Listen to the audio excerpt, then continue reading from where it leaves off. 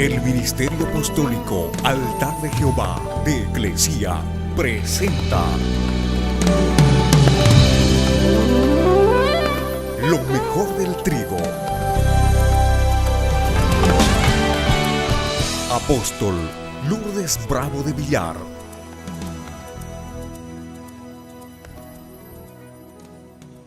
¿Cuántos quieren ser exitosos?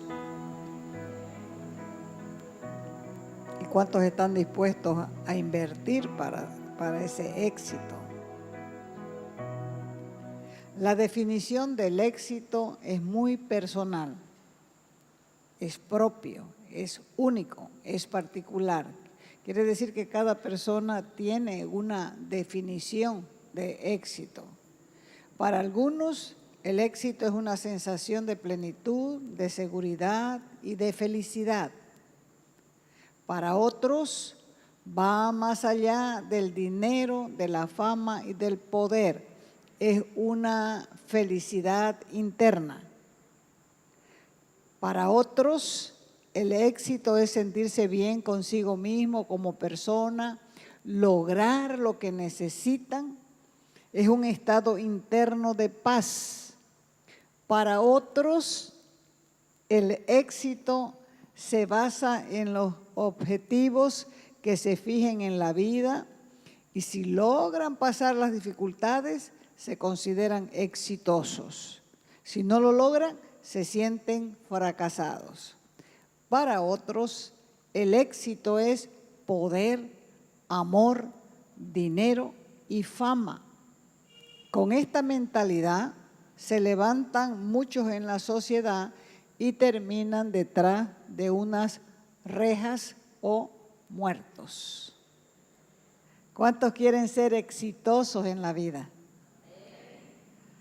Para tener éxito se necesita determinación, intrepidez, orden y normas de conducta.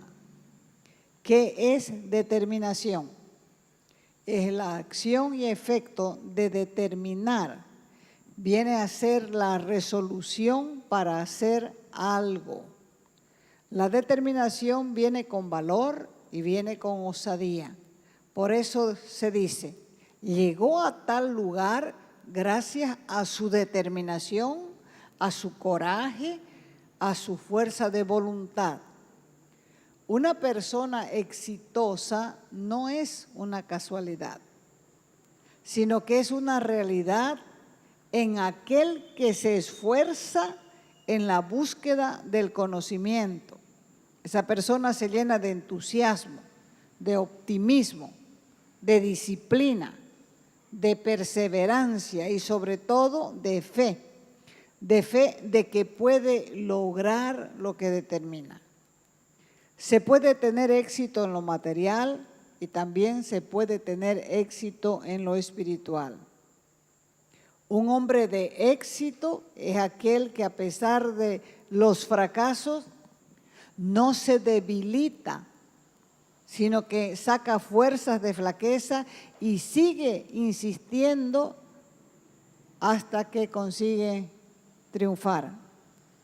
La mayoría de las personas desean ser exitosos en la vida, llegar a superarse o a estar por encima de las adversidades y alcanzar todo tipo de bendición. Porque qué triste sería llegar al final de la vida sin lograr nada. Fíjese, aún en los entierros se tiene que hablar del muerto, pero a veces no hay nada que decir, porque fueron vidas totalmente improductivas al ojo humano. Cuenta una historia de un catedrático de la Universidad de Los Ángeles.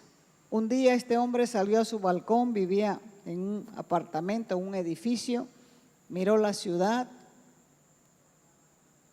y luego se lanzó al vacío.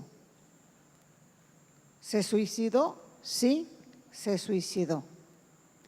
Pero antes de hacerlo, había escrito una carta a su única hija, diciéndole: queridísima hija, la idea de llegar a ser un vegetal me hizo tomar esta decisión, esta fatal decisión. El hombre tenía 88 años de edad. Había nacido en Polonia y había estudiado en Bélgica. En Bélgica él había sido educado. Y este hombre había adquirido muchas cosas en la vida. Sabía 8 idiomas. Había escrito varios libros. Era un catedrático de ciencias bien destacado, bien reconocido. Todos los lunes les daba conferencia de motivación a los ancianos. Uno de sus amigos, otro hombre de letras, cuando se enteró de su muerte, dijo: la muerte no es la pérdida más grande de la vida. La pérdida más grande es lo que muere dentro de nosotros mientras vivimos. Y créanme, hay personas, aún jóvenes, que no tienen ningún tipo de aspiración. No piensan en su futuro, no piensan en nada, ni siquiera se esfuerzan para ir un poco más adelante. Al final, ¿qué importa en realidad si se sabe 2 o más idiomas? O si se ha escrito libros o no. Lo más importante de la vida es encontrarse con el autor de la misma vida, porque el verdadero éxito es precisamente ese hallazgo, porque todos tenemos la chispa del Creador dentro de nosotros. Y esa chispa es la que hace que encontremos la salvación eterna, porque el éxito consiste en encender esa chispa de gracia hasta que se haga una hoguera permanente. La palabra de Dios nos muestra diferentes historias de hombres que en el proceso de sus vidas alcanzaron el éxito. En un tiempo la mayoría de ellos estaban frustrados, desalentados, fracasados, pero Dios los escogió, Dios los eligió y los destinó para una vida de éxito. Les enseñó a caminar hacia arriba hasta alcanzar las alturas del éxito. Para ninguno de ellos fue fácil, pero todas sus historias terminan contando cómo lo lograron, porque al final ellos fueron exitosos. ¿Cuántos quieren conocerlos? Vayamos a Marcos capítulo 3, versos del 13 al 14 dice: después subió al monte y llamó así a los que él quiso y vinieron a él. Designó entonces 12 para que estuvieran con él para enviarlos a predicar. Aquí va a comenzar una nueva fase del ministerio de Jesús. Hasta aquí solo lo habían seguido un pequeño grupo de personas. Pero ahora él estaba haciendo un llamado oficial a 12 personas, a 12 personas comunes, pero trabajadoras. Hasta aquí ellos, aunque eran trabajadores, no habían logrado nada extraordinario. Ahora, como discípulos de Jesús, iban a convertirse en los primeros aprendices para luego ser enviados. No eran hombres estudiosos, no habían estado en las escuelas rabínicas Eran prácticamente ignorantes de las doctrinas, sin mucho conocimiento, no hablaban otros idiomas, eran ciudadanos comunes, judíos del pueblo. Pero estos hombres, en las manos de Cristo, fueron totalmente transformados. Llenaron su nación con el Evangelio y no se quedaron ahí, fueron más allá y alcanzaron el continente asiático y el europeo.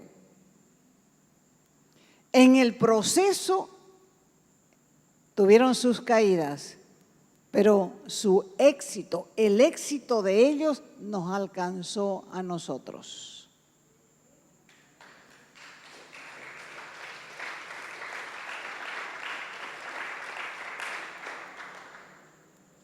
Ahora fíjense en esto. El Señor los eligió de en medio del pueblo y los destinó para una vida de éxito, los apartó y en un tiempo récord los formó. 3 años. ¿Cuántos años llevas en la fe y Dios no puede todavía mostrarte como un exitoso?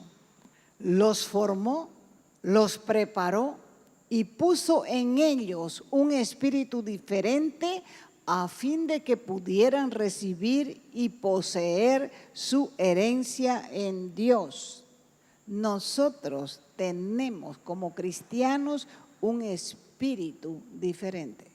¿Por qué? Porque Él quiere hacer lo mismo con cada creyente. Sin importar cuántas veces hayas fracasado, sin importar cuántas veces hayas caído, nosotros también podemos lograr las alturas y desarrollar un potencial de éxito. ¿Por qué? Porque eso Él lo ha depositado en nosotros para extender su reino. Es por eso que afirmo que el hallazgo más grande de la vida no está en la existencia humana, sino en la vida espiritual que existe ya dentro de nosotros.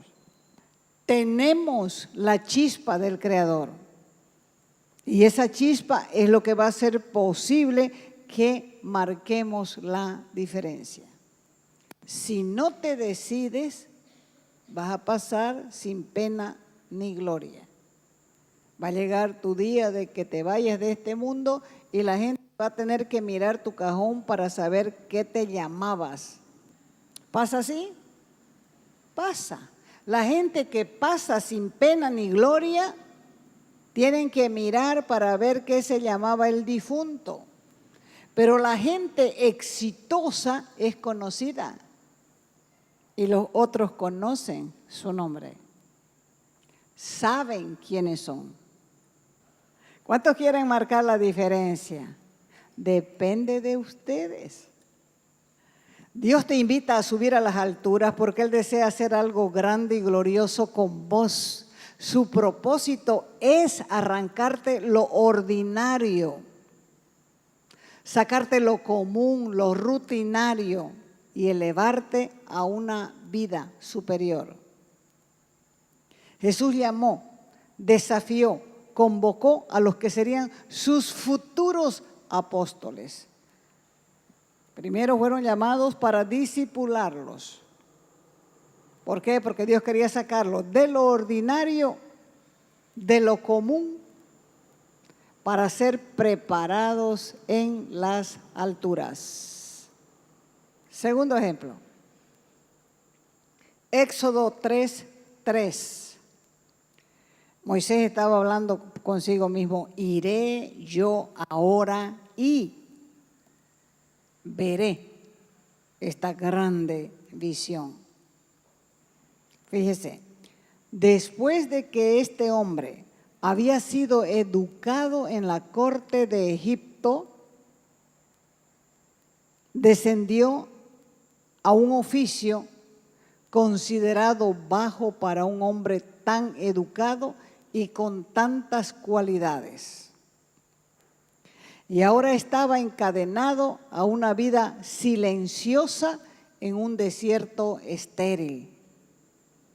Cuando él estaba en Egipto, quiso corregir la injusticia en contra del pueblo hebreo y lo rechazaron. ¿Quién te ha puesto a vos como príncipe? ¿Quién sos vos? ¿Me vas a matar como mataste al egipcio ayer? Y él tuvo que huir hasta Madián. Moisés estaba prácticamente retirado de los planes de Dios según él. Y parecía, porque pasaron 40 años y un día Dios le visitó. Y con gran sorpresa él vio una zarza ardiendo. No veía o no vio si fuego cayó del cielo o si era de la tierra una fogata. No había habido un rayo que pudiera encender la llama, y lo más extraño de todo era que la zarza no se consumía. Ese fuego era la manifestación de la presencia de Dios, de la presencia y de su gloria. Y ahí fue que recibió una invitación de Dios. Había llegado el tiempo, había llegado el kairos de Dios. Él tenía temor y se excusaba. No sabía que ese día era el día más grande de su vida. Quizá él pensaba, vamos a suponer, porque generalmente el hombre piensa mal de Dios. Vamos a suponer que él decía, recién se acuerda de mí. He perdido 40 años de mi vida en estas soledades. Porque él no sabía que ese era el tiempo de su preparación, porque en el futuro él mismo viviría 40 años en el desierto con el pueblo de Israel. Además, ahí aprendió humildad. Aprendió también lo terrible que puede ser una tormenta en el desierto. Aprendió a vivir en familia. Aprendió a ministrar a otros y a cuidar las ovejas ajenas. Y había llegado el tiempo de entrar en las alturas de Dios, en la misma presencia. Y Dios nunca se retrasa, siempre llega a tiempo.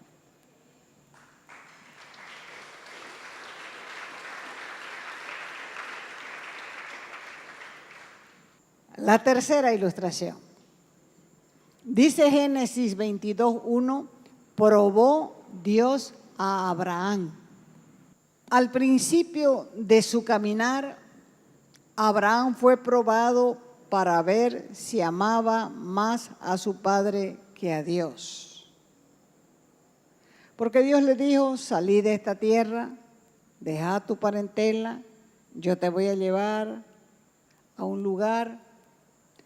Y él salió, obedeció a medias, se fue con la parentela, se fue con el padre, se fue con el sobrino y comenzó a caminar, yendo a la tierra que supuestamente Dios le iba a mostrar. Pero era una obediencia a media. No se había animado este hombre a dejar a sus padres, ni a la familia. Y el nombre Taré, que se llamaba el padre, significa el que duda y se detiene. Y fue así que mientras vivió el padre, nunca avanzó Abraham.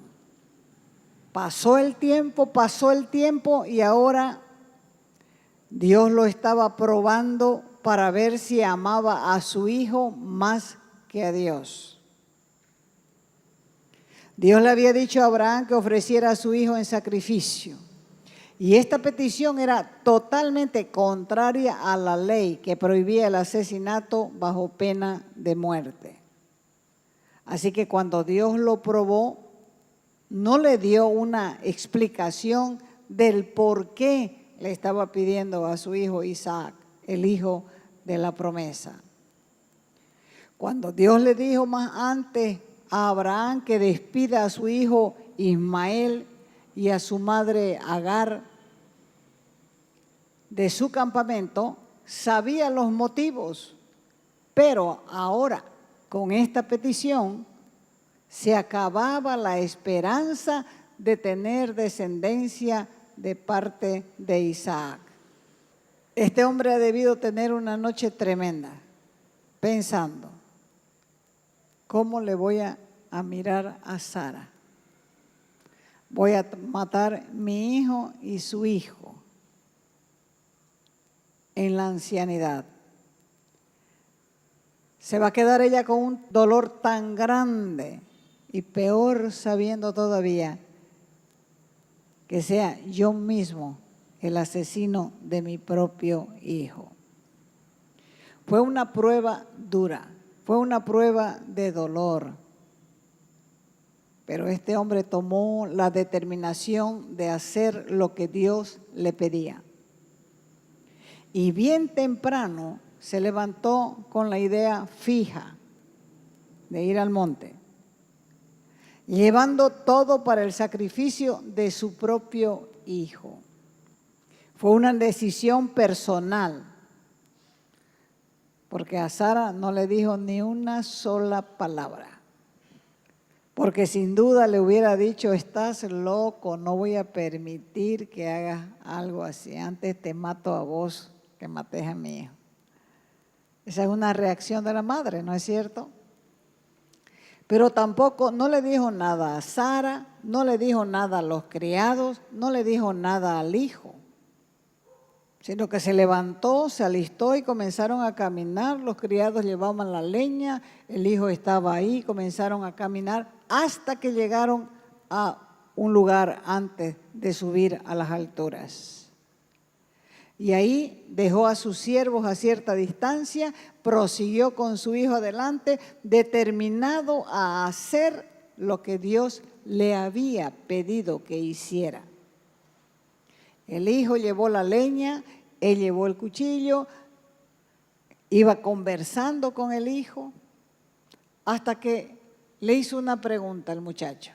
Papá, le dijo, tenemos todo. Tenemos la leña, tenemos el cuchillo, tenemos el fuego. ¿Dónde está el cordero para el sacrificio?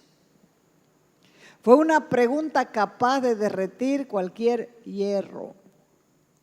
Y Abraham le contestó, Dios se proveerá de cordero para el sacrificio, hijo mío. Entonces volvemos a lo mismo. Abraham tuvo que llegar hasta las alturas para tener un encuentro con Dios, con un Dios que provee, un Dios que tiene los ojos encima nuestro y que no nos va a dejar ser tentados más de lo que podemos soportar.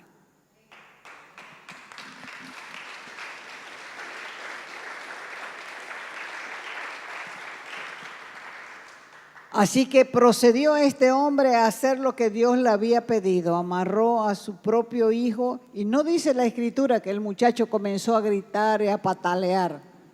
No dice absolutamente nada. Él preparó el altar, amarró a su hijo, lo puso encima. Y cuando lo iba a sacrificar, escuchó una voz de un ángel que dijo, no le hagas daño al muchacho. Ahora conozco que amas más a Dios. Ahí en las alturas, Abraham comprobó que Dios es fiel. Y escuchó también estas palabras, por cuanto has hecho esto y no me has rehusado a tu hijo, multiplicaré tu descendencia. Tómelo en cuenta cuando Dios le pida algo. En las alturas, Dios nos dará o nos confirmará la visión que Él nos ha dado, porque allí, en el altar de adoración, encontramos la provisión, encontramos los diseños, encontramos los planes de Dios para edificar nuevas cosas. Ahí, en las alturas, Dios tratará con nosotros, porque en las alturas hay comunión con Él. Dios está en el plan de edificar cosas nuevas. Dios vive edificando vidas y vidas originales. Es ahí en las alturas que Dios trata con nosotros. ¿Por qué? Porque en las alturas hay comunión con Él. La gente quiere que Dios les revele. Subí a las alturas. La gente quiere conocer el futuro. Subí a las alturas. Es en la comunión que Él nos forma y nos revela sus planes. Romanos capítulo 12, verso 2. No se conformen a este siglo, sino transfórmense. ¿Cómo? Por medio de la renovación de su entendimiento. ¿Para qué?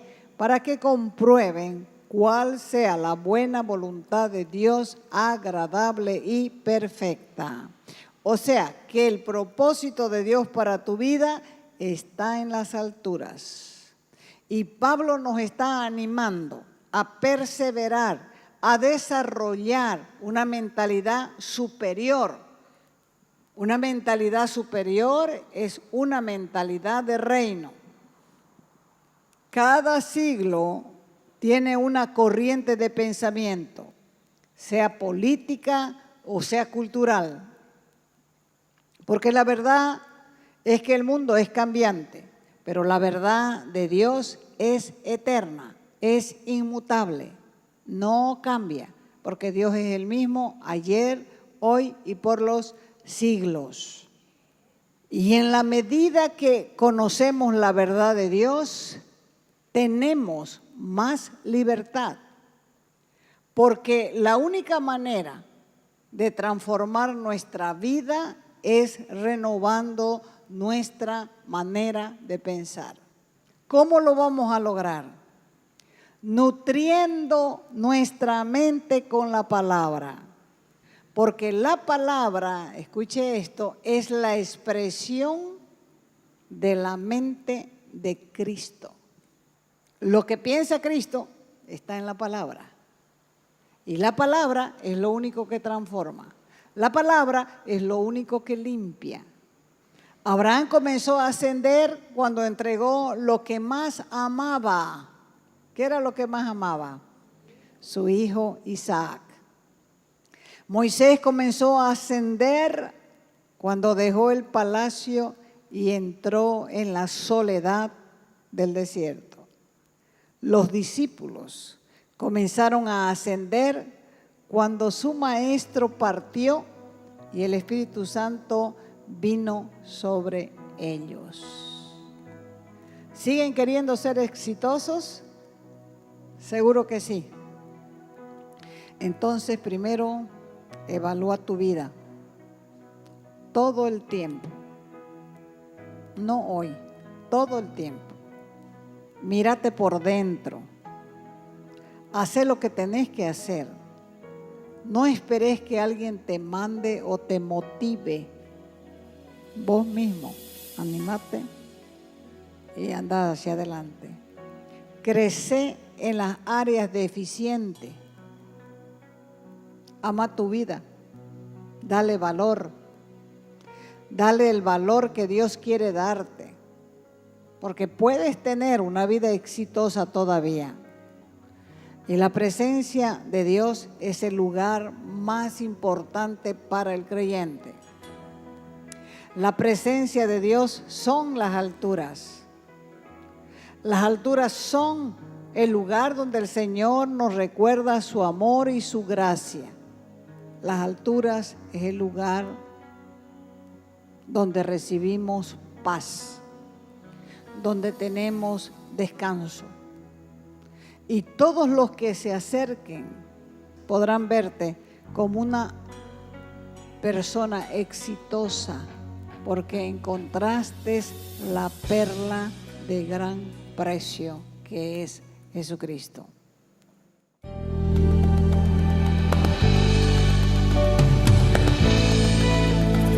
Te invitamos a nuestras conferencias los días viernes, sábados y domingos a las 20 horas y el domingo a las 10 de la mañana. calle Nicolás Suárez, esquina Félix Pinto.